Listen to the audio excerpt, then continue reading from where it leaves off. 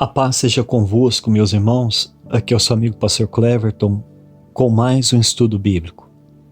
Querido, nós estamos estudando todo o livro de Mateus, capítulo por capítulo.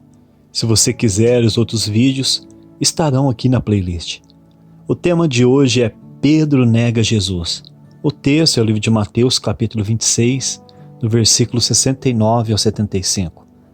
E diz assim o texto: E Pedro estava fora do pátio. Uma empregada se aproximou e lhe disse: Você também estava com Jesus, o Galileu. Mas ele negou diante de todos e disse: Não sei o que você está dizendo.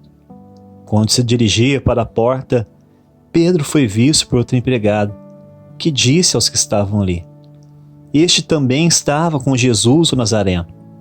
Então ele negou outra vez com juramento, dizendo: Não conheço esse homem. Pouco depois, aproximando os que estavam ali, disseram a Pedro: Com certeza você também é um deles, porque o seu modo de falar o denuncia. Então ele começou a praguejar e a jurar, dizendo: Não conheço esse homem. E no mesmo instante o galo cantou. Então Pedro se lembrou da palavra que Jesus lhe tinha dito: Antes que o galo cante, você me negará 3 vezes. E Pedro, saindo dali, chorou amargamente. Queridos, depois da última ceia, Jesus havia alertado seus discípulos que naquela mesma noite todos eles o abandonariam. Pedro, porém, disse ao Senhor que, se fosse preciso, ele até mesmo morreria pelo Mestre. Jesus então revelou a Pedro que ele o negaria 3 vezes naquela mesma noite. Pedro, então, outra vez autoconfiante, disse que jamais negaria o Senhor. Após Jesus orar no Getsemane, e Pedro, Tiago e João dormirem toda a vigília da oração, então finalmente Judas, o traidor, beija o mestre e o entrega na mão dos seus inimigos. Jesus então é levado às pressas para o covil do Sinédrio, onde os falsos religiosos procuravam um meio de acusá-lo e condená-lo à morte. Por incrível que pareça, o sumo sacerdote usou a revelação de Jesus ao dizer que ele era o Messias para condená-lo à morte. Eles chamaram a maior revelação que um ser humano pode receber de mentira. Querido, certa vez Jesus estava reunido com seus discípulos e então disse a eles: Quem as multidão dizem que eu sou? E eles disseram que alguns diziam que Jesus era Elias, outros, porém, diziam que ele era João Batista ou um grande profeta. Então Jesus disse a eles: E para vocês que são os meus discípulos, quem eu sou? No meio do silêncio, Pedro disse: Tu és o Cristo, o Messias, o Filho de Deus. Jesus então disse a Pedro: Simão Pedro, não foi nenhum ser humano que te revelou isso, mas foi o meu Pai que está no céu. Certa vez, Jesus também se revelou como Messias para uma mulher samaritana, e a vida dela então foi completamente transformada. Quando recebemos a revelação interior que Jesus é o nosso Cristo, o Messias Salvador, então nós nascemos espiritualmente e recebemos o dom da vida eterna. Infelizmente, aqueles líderes religiosos, eles usaram a maior verdade eterna para acusar Jesus e condená-lo à morte.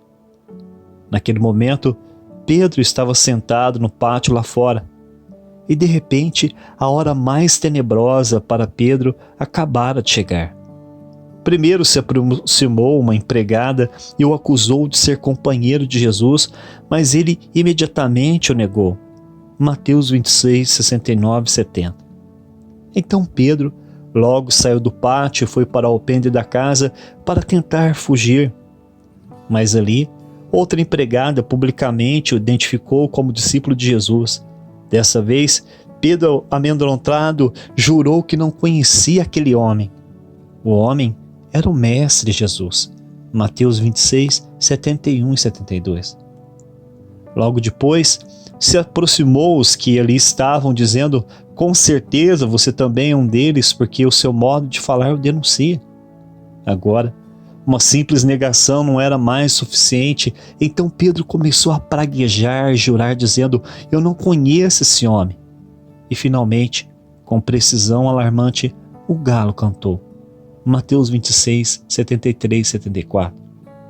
Naquele momento, o som familiar do galo cantando penetrou não somente o silêncio da madrugada, mas também o coração de Pedro. Então, abatido e desesperado, lembrando que o Senhor tinha dito no caminho de Getsêmani, Pedro saiu dali e chorou a noite toda amargamente. Mateus 26, 75. Querido, só para concluir a mensagem, talvez quando lemos esse relato, nós ficamos apontando as fraquezas, os defeitos de Pedro. E dizemos como ele pôde fazer algo tão repugnante com Jesus, o nosso Senhor. Como Pedro pôde trair o Mestre. Queridos, todos nós já tivemos no lugar de Pedro.